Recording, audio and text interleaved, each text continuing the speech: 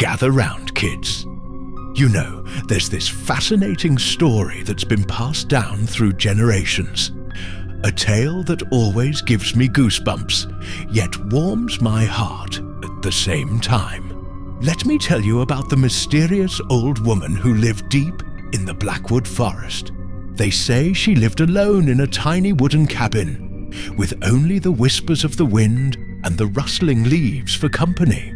The townspeople called her crazy, but those who knew better understood she had a special connection with the forest and its creatures. One bitter winter night, during a terrible snowstorm, she heard whimpering outside her door. Now, most folks would have been too scared to open their door on such a night, but not her. There, collapsed in the snow, was a massive grey wolf, its leg caught in a cruel steel trap. Instead of running away in fear, she did something extraordinary. She approached the wounded creature slowly, speaking to it in soft, gentle tones. The wolf, despite its pain and natural instincts, seemed to understand she meant no harm. With careful hands and a brave heart, she managed to free the wolf from the trap. She brought it into her warm cabin, cleaned its wounds, and nursed it back to health over several weeks. The townspeople thought she'd lost her mind completely when they heard about it.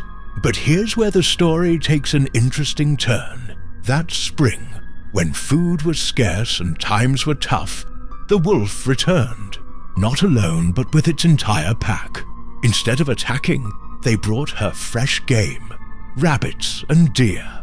They had become her protectors, her family. The most remarkable part, during the harshest winter anyone could remember, when many in the nearby town were struggling to survive, the wolves would guide lost travelers to her cabin, where she'd offer them shelter and warm soup made from the game the wolves had brought her.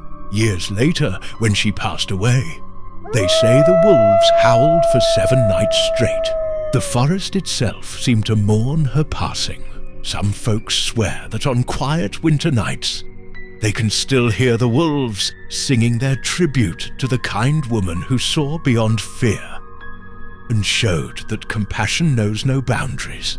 You see, children, this story teaches us something precious. Kindness, even in the face of fear, has a way of coming back to us. Sometimes, the very things we're taught to fear might just become our greatest allies if we're brave enough to show them compassion first. And you know what? Whether this story is true or not doesn't really matter. What matters is the lesson it carries. That kindness, courage, and compassion can bridge any gap, break any barrier, and create bonds that even time can't erase.